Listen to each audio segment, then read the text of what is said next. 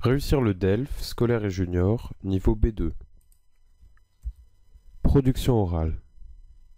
Leçon 8. Le débat, en interaction. Les verbes d'opinion. Écoutez le débat à partir du texte « Comment résister à la surenchère à la haute technologie » de la page 84 et relevez les verbes qui expriment l'opinion personnelle, l'opinion générale, la certitude quand on est sûr de quelque chose, la probabilité, peut-être, ou le doute. Ensuite, relevez les arguments des interlocuteurs et leur façon de les enchaîner. Enfin, nous organiserons un débat, d'abord sur le même thème, en reprenant les arguments des interlocuteurs que nous aurons trouvés précédemment, puis sur un autre thème proche. Vous allez maintenant entendre le document, écoutez bien. Activité 9, page 85. Et vous, vous avez un ordinateur? Oui, j'en ai acheté un quand j'avais 12 ans. 12 ans? Et vos parents vous ont offert un ordinateur quand vous aviez 12 ans? Vous ne pensez pas que c'est trop tôt? Qu'il y a d'autres cadeaux à faire à cet âge? D'abord, ce n'est pas un cadeau de mes parents, mais avec mon argent que j'ai acheté cet ordinateur. Celui que j'avais gardé depuis l'âge de 3 ans. Et ensuite, je ne pense pas que ce soit trop tôt. On est au 21e siècle. Il y a 50 ans, on s'offrait des livres. Maintenant, on s'offre des objets électroniques. Je suis sûr que dans 50 ans, il y aura des objets encore différents. Vous avez donc préféré vous acheter un ordinateur plutôt que... Une console de jeu? Une Wii? Des DVD? Ça j'en ai, oui. Mais j'ai préféré acheter un ordinateur parce que je peux voir des films, mettre des photos, et puis, comme ça, je peux communiquer avec mes amis. Mais vous ne croyez pas que vous allez vous lasser? Ou vous couper des autres? Ou que cela risque de devenir une addiction? C'est ce qu'on dit, et c'est sans doute le cas pour certains jeunes. Mais moi, j'ai pas mal de devoirs, et je ne risque pas de passer mon temps devant l'écran de l'ordinateur. Je suis sûr de ça. Vous en êtes sûr? Et les dangers d'aller sur certains sites? D'abord, pour les plus jeunes, il y a le contrôle parental. Et puis les gens pensent que les jeunes sont ignorants. À mon avis, ils savent qu'il faut faire attention. Vous pensez donc que cela ne pose pas de problème pour un jeune d'aller sur Internet? À mon avis, il n'y a pas de problème si on est vigilant. Si on parle avec les autres de ce qu'on a vu, des sites intéressants. Et puis, c'est notre monde à nous. Et c'est bon de ne pas être toujours sous le contrôle des parents. On est déjà assez contrôlé comme ça, au collège, parfois dans la rue. Voici maintenant la transcription écrite du document. Tout d'abord, l'examinateur commence. Et vous, vous avez un ordinateur? Oui, j'en ai acheté un quand j'avais 12 ans. 12 ans? Et vos parents vous ont offert un ordinateur quand vous aviez 12 ans? Vous ne pensez pas que c'est trop tôt, qu'il y a d'autres cadeaux à faire à cet âge? D'abord, ce n'est pas un cadeau de mes parents, mais avec mon argent que j'ai acheté cet ordinateur. Celui que j'avais gardé depuis l'âge de 3 ans. Et ensuite, je ne pense pas que ce soit trop tôt, on est au 21e siècle. Il y a 50 ans, on s'offrait des livres, maintenant on s'offre des objets électroniques. Je suis sûr que dans 50 ans, il y aura des objets encore différents. Vous avez donc préféré vous acheter un ordinateur plutôt que une console de jeu, une Wii, des DVD? Ça j'en ai, oui. Mais j'ai préféré acheter un ordinateur parce que je peux voir des films, mettre des photos, et puis comme ça je peux communiquer avec mes amis. Mais vous ne croyez pas que vous allez vous lasser ou vous couper des autres, ou que cela devienne une addiction? C'est ce qu'on dit, et c'est sans doute le cas pour certains jeunes, mais moi, j'ai pas mal de devoirs, et je ne risque pas de passer mon temps devant l'écran de l'ordinateur, je suis sûr de ça. Vous en êtes sûr? Et les dangers d'aller sur certains sites? D'abord, pour les plus jeunes, il y a le contrôle parental, et puis les gens pensent que les jeunes sont ignorants. À mon avis, ils savent qu'il faut faire attention.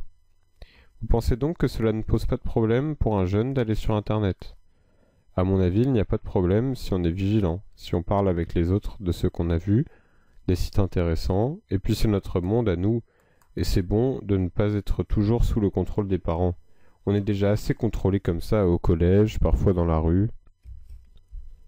une Wii, normalement avec 2 i, la console de Nintendo. Ignorant, qui ne sait rien.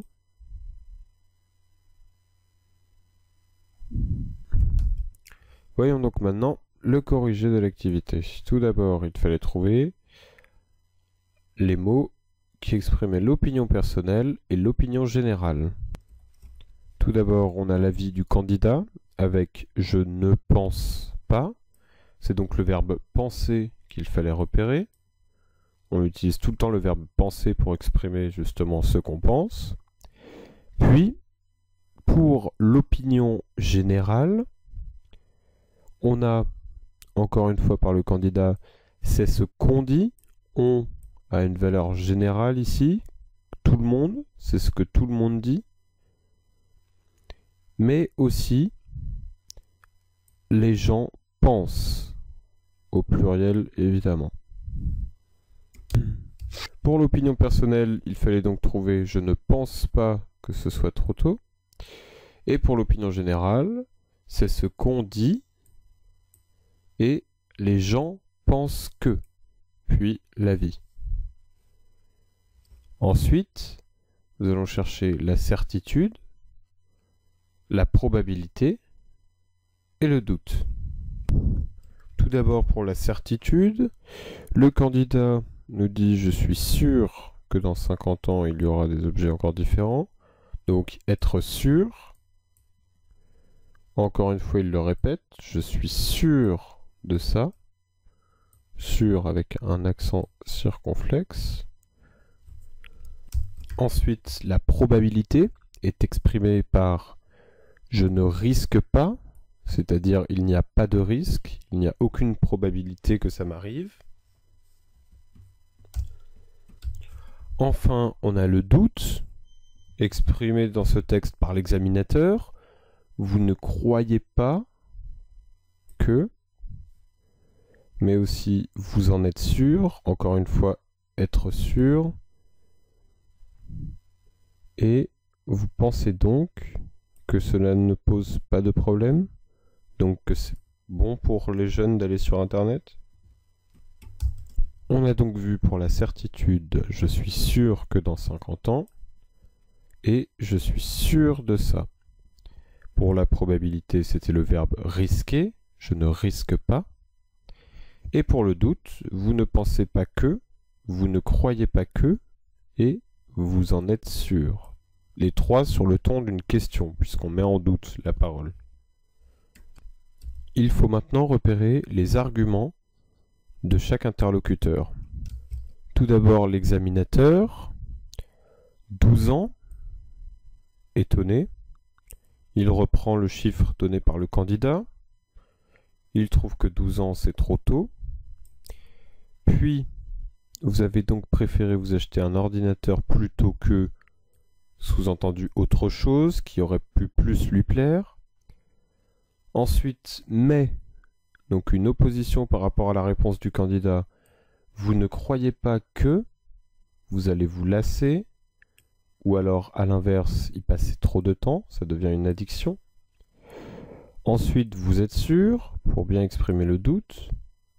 Puis, il parle des dangers d'Internet.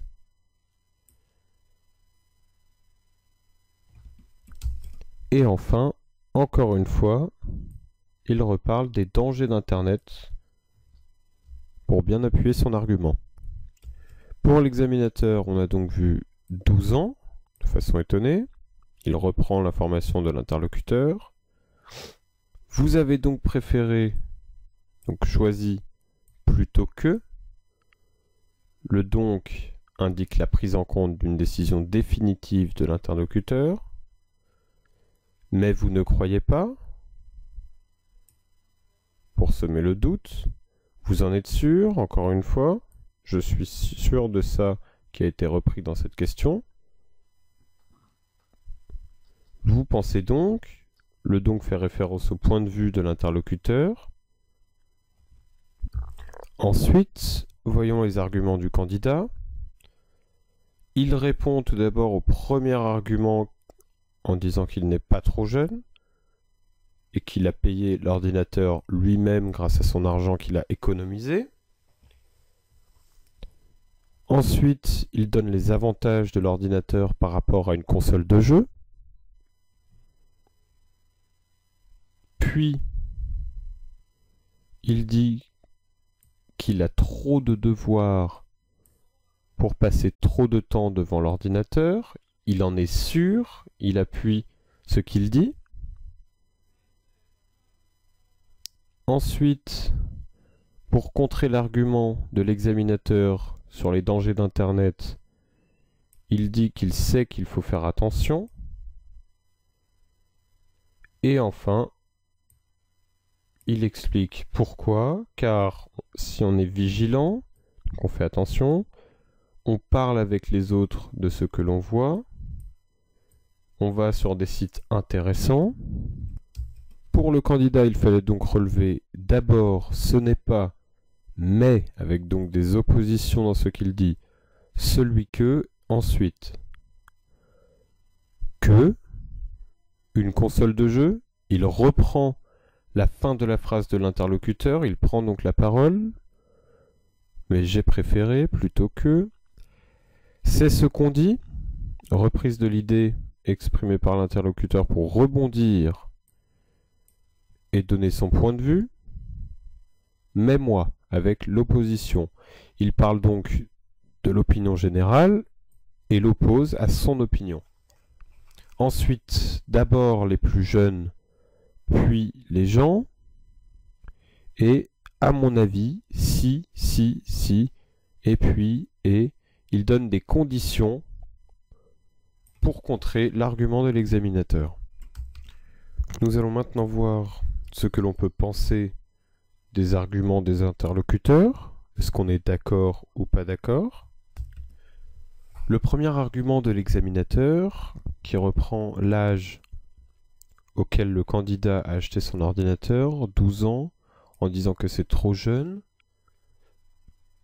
On peut trouver que c'est trop jeune, effectivement, mais le candidat argumente bien en disant qu'on est au XXIe siècle, dans une période où les technologies sont partout,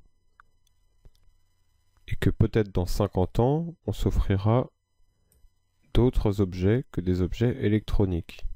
Comme cela a changé, on est passé des livres aux objets électroniques.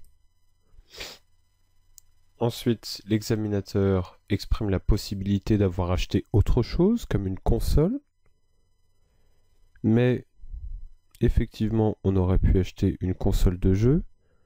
Mais le candidat convainc son auditoire, car avec son ordinateur, il peut faire plus de choses, voir des films, des photos, et communiquer avec ses amis. C'est ce qui est le plus important pour lui, donc il a bien choisi. Ensuite, l'examinateur met en avant un bon argument, celui de soit se lasser ou à l'opposé, cela devienne une addiction, de passer tout son temps dessus. Mais le candidat répond que ce ne sera pas son cas.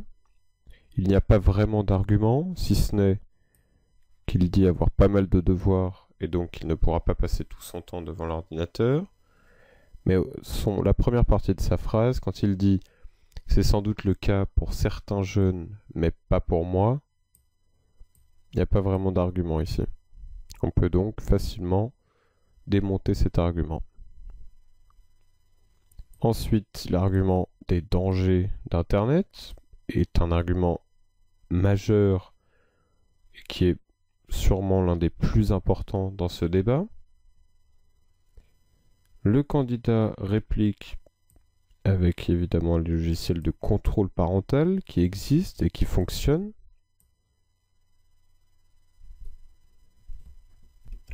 Mais encore une fois, il donne son opinion sans argumenter. À mon avis, ils savent qu'il faut faire attention, ce qui n'est pas forcément vrai du tout.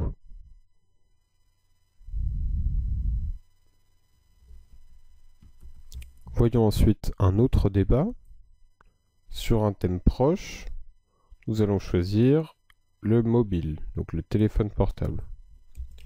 On peut donc ensuite imaginer un débat sur le téléphone portable, un sujet qui touche tout le monde et donc qui pourrait sortir à l'examen.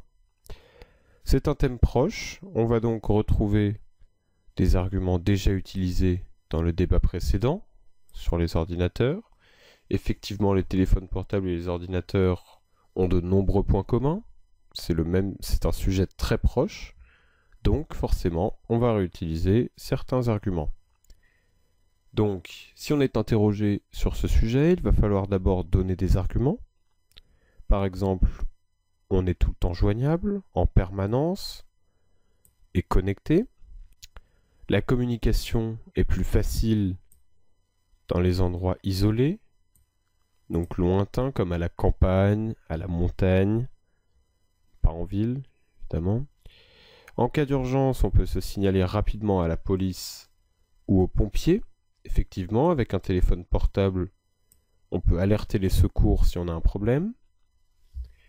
Le prix pour un téléphone portable ou même un forfait est aujourd'hui abordable, tout le monde peut se le payer. Mais aussi, dans ce débat, évidemment, l'examinateur va donner des contre-arguments auxquels il va falloir pouvoir répondre. Certains de ces contre-arguments peuvent être que, par exemple, les smartphones qui sont sortis récemment rendent les données très privées, comme par exemple l'adresse, la géolocalisation ou la date de naissance, rend ces données accessibles.